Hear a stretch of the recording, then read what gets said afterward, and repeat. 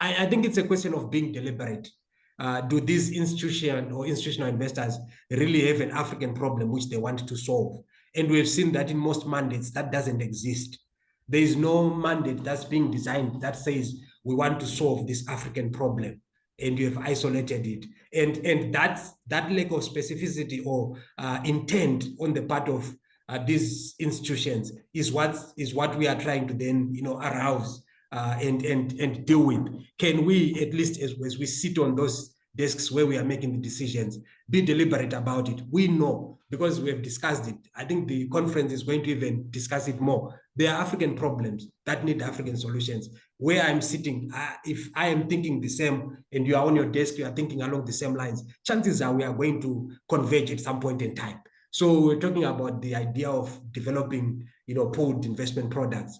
That can only be done when we, find ourselves having the same intent. So the alignment is really coming from intentions. There is no one who's seeking to want to do it, largely because of governance issue, how the funds were set up and things like that. But I think it's a call to rethink. Can we rethink how we have set up these institutions, these structures, these funds? Can they look at Africa? Because I'm sure, a very big portion of the funds we hold as funds under management are crossing the borders. They are sitting in London, they're sitting in New York, they're sitting in, but I remember from my most recent conversation, a certain country's national bank had reserves amounting to $10 billion. And they wanted to lend it to a certain African country, and the IMF swooped in and said, you can't.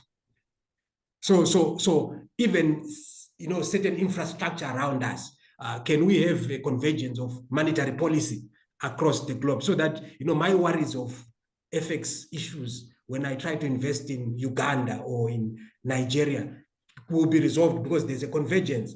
And these are the things that are absent, even from a policy framework, that allow us to be able to take advantage of this. And the conversations won't take place unless we raise the issue and put it on the agenda for conversations with policymakers.